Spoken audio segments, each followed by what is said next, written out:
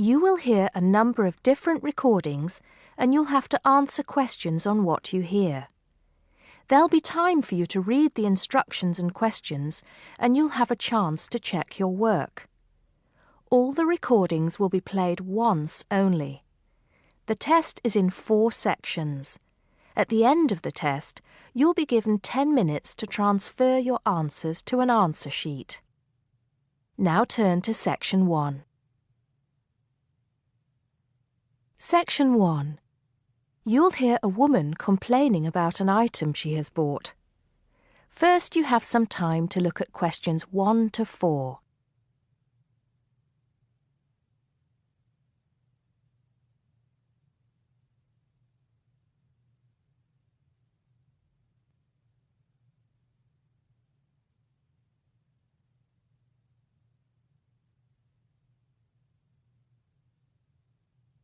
You'll see that there is an example which has been done for you. On this occasion only, the conversation relating to this will be played first. Not long, madam. Can I first take your name? Yes, it's Susan Yorke, Y-O-R-K-E. The woman gives her name, so Susan Yorke has been written next to name on the form. Now we shall begin. You should answer the questions as you listen because you will not hear the recording a second time. Listen carefully and answer questions 1 to 4. Smart Electricals, Mike speaking. How may I help you today? Good morning. I'm calling to complain about an item I recently purchased from your company. I'm not happy with it. Oh, I'm really sorry to hear that. I'll take you through the company's complaints procedure. I'll need to retrieve your files from our records so that we can discuss the problem properly and find a solution. I'll need to take some details from you first. Is that okay? Okay, but I don't have a lot of time. Will it take long? Not long, madam. Can I first take your name? Yes, it's Susan Yorke, Y-O-R-K-E. Okay. Can I have the address, please? Yes, it's Flat 1, 25 Alpine Avenue. That's A-L-P-I-N-E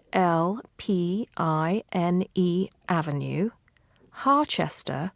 The postcode is HA6 5LD. Okay. Next. Could you give me your telephone number? Preferably one that we can call you on during normal working hours. Well, the home one is 01734 525 268. But you're only likely to catch me on that number in the evenings. I usually have my mobile phone with me during the day, though.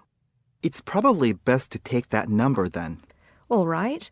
My mobile number is 0781 233 452. And do you have the order reference number on you, by any chance? Well, I have the receipt that the camera came with in front of me. Ah, good. Which number is it? It's a bit confusing. It should be the 7-digit number on the top left corner of your invoice. Let me have a look. I need my glasses. Found it. It's DMX8443. Thanks. Now, when did you purchase the item?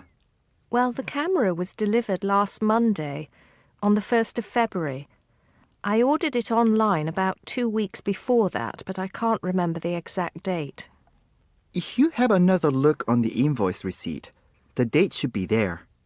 Oh, yes. Here it is. January the 15th. Okay, I'll make a note of that. So, the item is a digital camera? Yes, it's the Aqua PowerShot model in silver. Thank you. Did you take out any kind of insurance when you bought it? Well, no, it was on special offer. I didn't need to pay any extra for the insurance because it came with a special 4-star policy. Well, it means you're fully covered for at least another 3 years. Before you hear the rest of the conversation, you have some time to look at questions 5 to 10.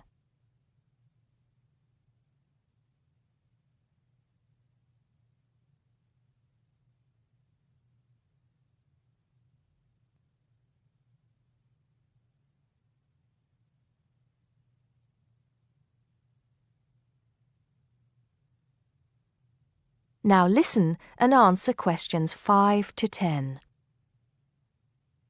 Right. What is the problem?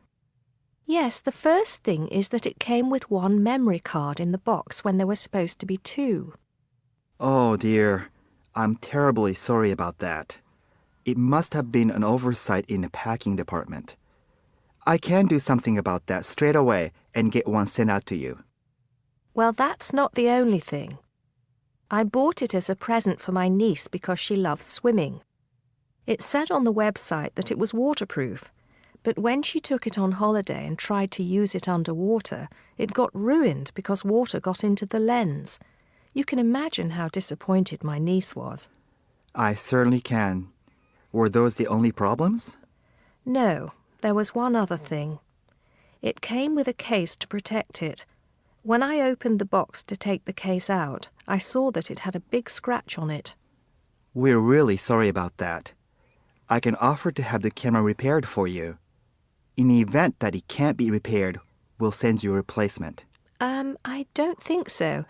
Seeing as it was faulty in the first place, I wouldn't want another one. I think I'd rather have my money back. Can I get a refund? Yes, of course. If you send it back to customer services, I'll make sure it's dealt with. Thank you very much. That is the end of section 1. You now have half a minute to check your answers.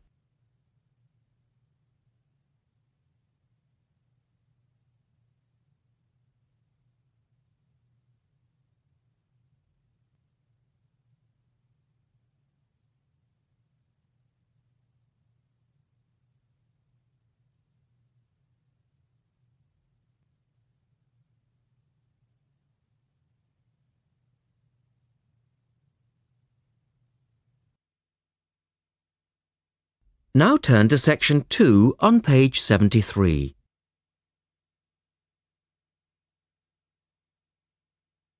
Test 3, section 2.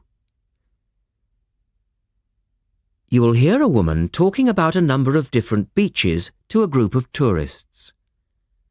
First, look at questions 11 to 20.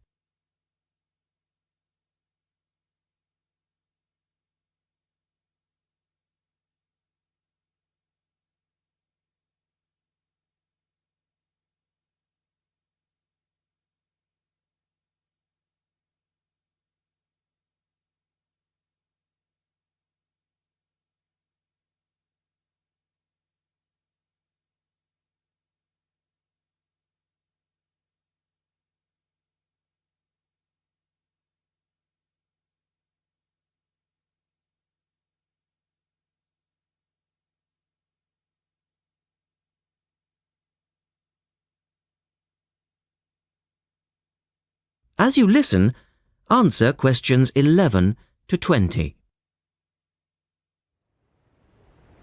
Right, let's move on to the beaches here, which are absolutely beautiful. You do have over 100 to choose from. They're mostly sandy beaches and they vary from the largest, which is 2.5 kilometres long, to tiny sandy coves. But there are a few that I'd really recommend you to visit. So, looking at this pamphlet, first of all, there's Bandela Beach. This beach is 1 kilometre away from the old fishing village of Bandela, which is a beautiful spot. If you park in the car park behind it, there's a small path which leads down to the bay.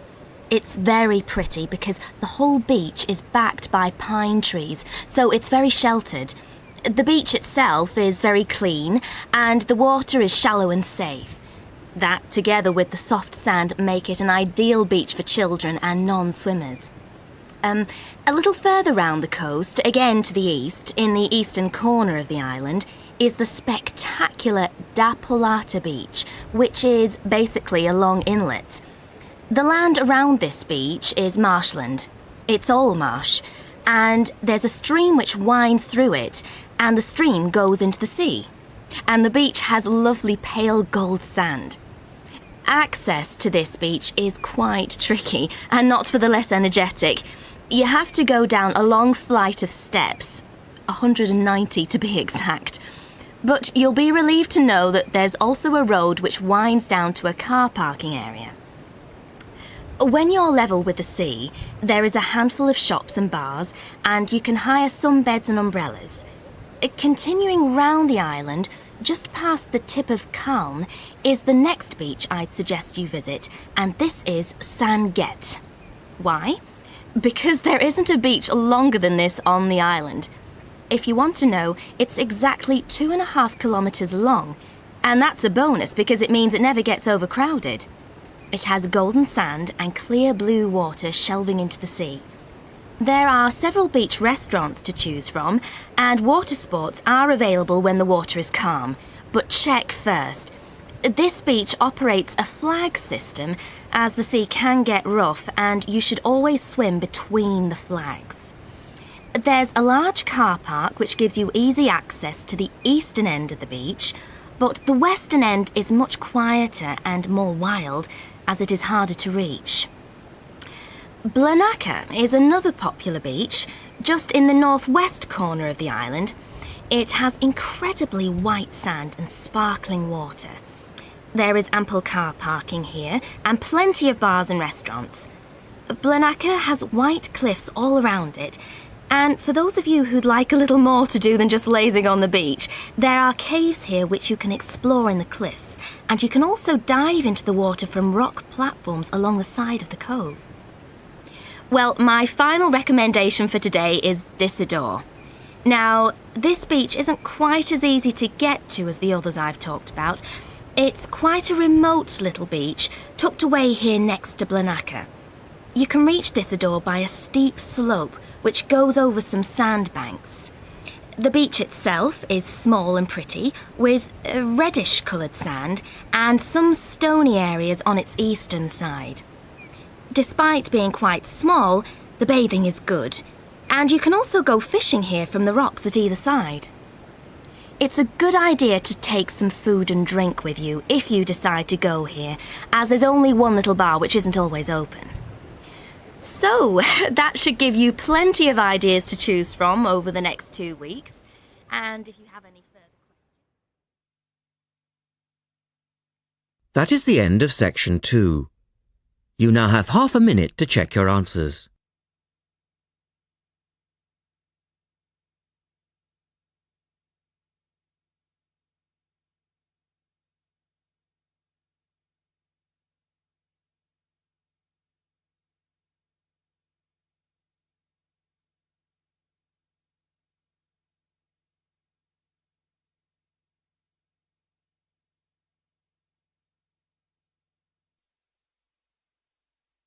Now turn to section 3.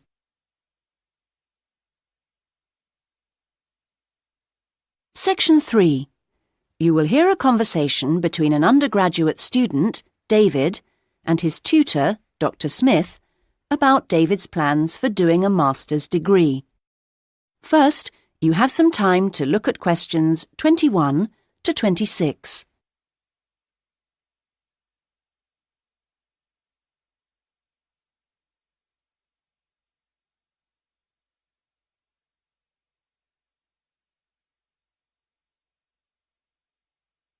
Now listen to the first part of the conversation and answer questions 21 to 26. Right. Well, David, I think it's a good idea to talk a little about your plans for going on to do an MA. Now, I understand you're thinking in terms of either Forth College or Haynes College? That's right. Well, so far anyway. No, I think that's a good choice to have narrowed it down to. I'm interested to know how the services to support students work in both places. Yes, I know you've needed to make use of those here in the last year. I have to say I'm not absolutely sure about the situation at Haynes. I expect they're all right, but certainly Forth has a good reputation in that regard. They have a large number of students from abroad, and they have to make sure they're okay. That's reassuring.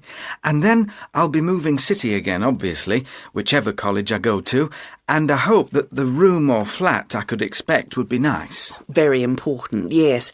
These days, actually, all colleges tend to have decent quality rooms or flats for their students, and Forth and Haynes are no exception. Right. Well, What about comparisons on the academic side of things? Well, I know you're an avid user of the limited online provision we have here. I think you'll find Haynes is about as developed, or not, as we are here, and that Forth has developed some pretty impressive stuff, which I'm sure you'd make the most of. Well, I'd certainly try. But that doesn't mean that the more traditional information sources, such as the good old-fashioned library, should be forgotten. No, of course not. While Forth has recently had a very splendid law library opened, that isn't particularly relevant for you, and I think you'd find Haynes' general university and faculty collections better suited to your needs. But that's something you could check for yourself if you visit both places. Which I'm planning to do next month. Good. Now there's the question of the lecturing staff, which is clearly going to be key to your progress. I think you'd find them adequate at Forth. There are some solid people working there, while Haynes have recently taken on some inspirational people, very cutting edge. It's a little hard to judge, though, because as a research student, it's not as if you have teaching all day, every day. No, I guess not. But I'll need to consult. Yes, and on the subject of research, in terms of the college's reputation for results, again, neither place is bad in any way, but I think you'll find, and you can check this on the Research Council's website, that Haynes has consistently scored very well. There's perhaps a little bit of an issue with non-completing doctorate students at Forth. Well, I'll certainly look at the website as you suggest. Fine. Now you have some time to look at questions 27 to 30.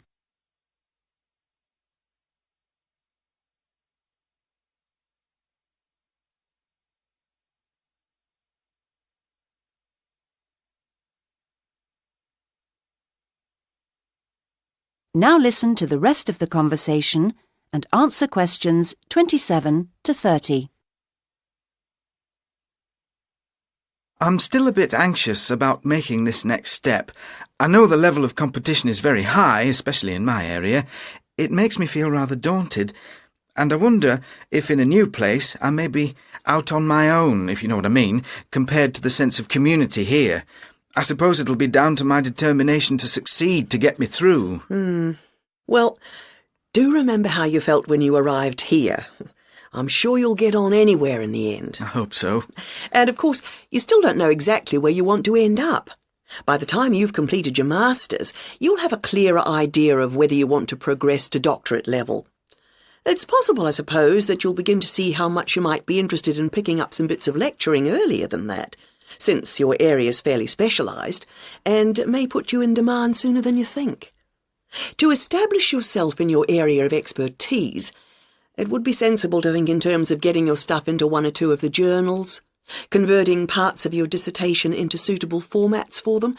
That'll stand you in good stead, whatever else you decide to do. That sounds like good advice, thanks. Actually, I think master's level studying has improved in some ways over the last few years. The internet you love so much was always going to make all kinds of studying easier. Or that's the idea, anyway. I'm not sure it really has the impact you might think. What I've found impressive is the way courses have developed to be more adaptable, more able to fit in with all the other demands in people's lives.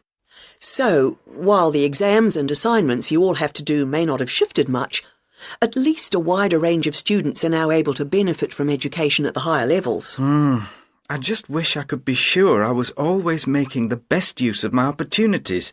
At the end of each week, I usually feel I could have got more done, arranged things differently, been more efficient somehow. I've got a lot better at taking down notes during seminars and lectures, which means, I think, that my written work has benefited to some degree, so there's progress on some fronts at any rate. Yes, it's interesting seeing... That is the end of section 3. You now have half a minute to check your answers.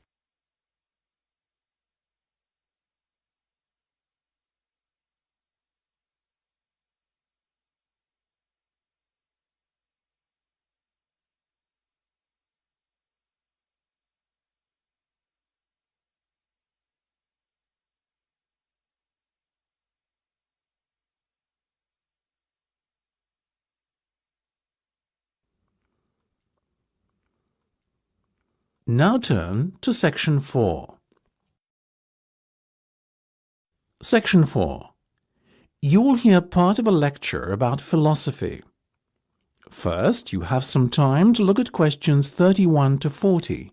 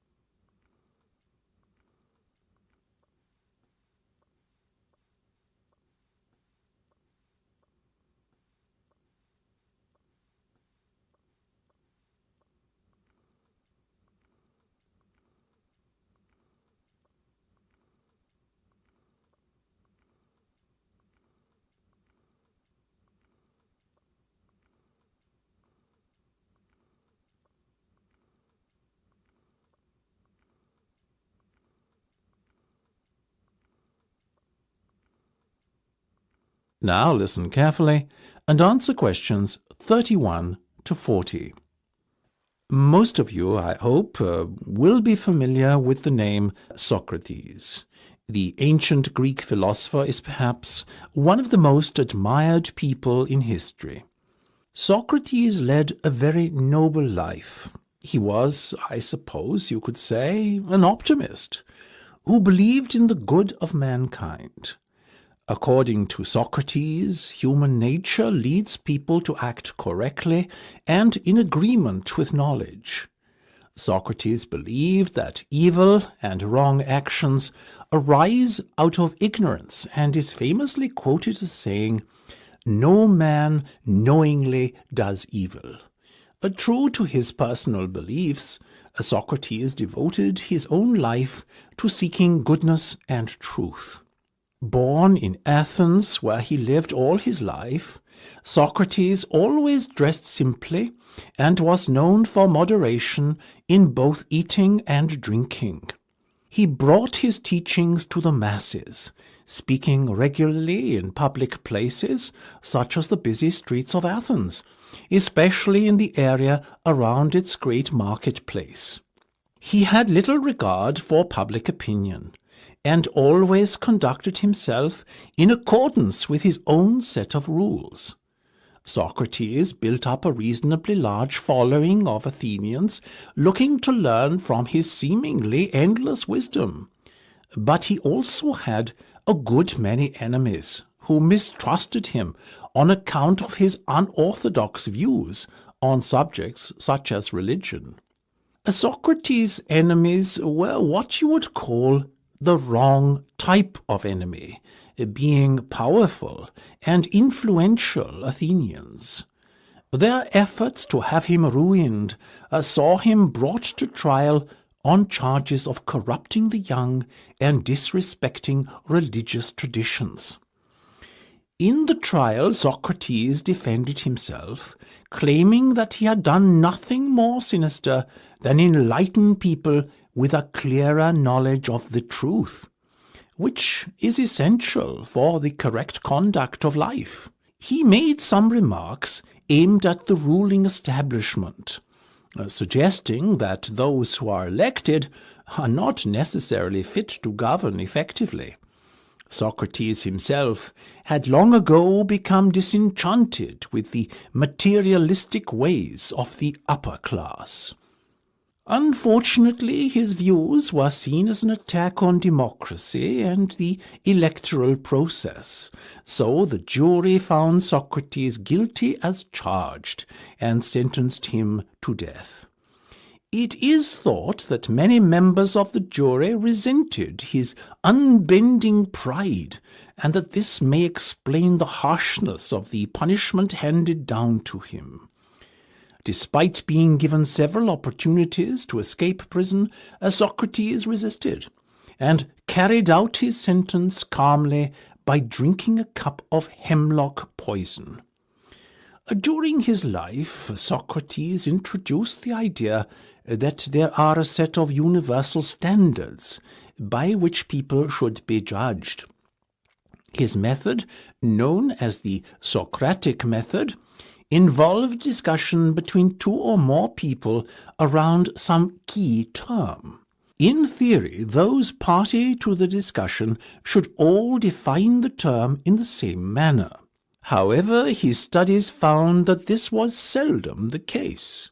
Socrates encouraged his followers to engage in such discussions with the goal of trying to proceed from less adequate definitions to more accurate definitions over time, the ultimate goal being a true and universal definition that could not be contradicted by anyone. This method tended to expose the ignorance of the Athenians of his day. It showed that many things that they assumed true were in fact false.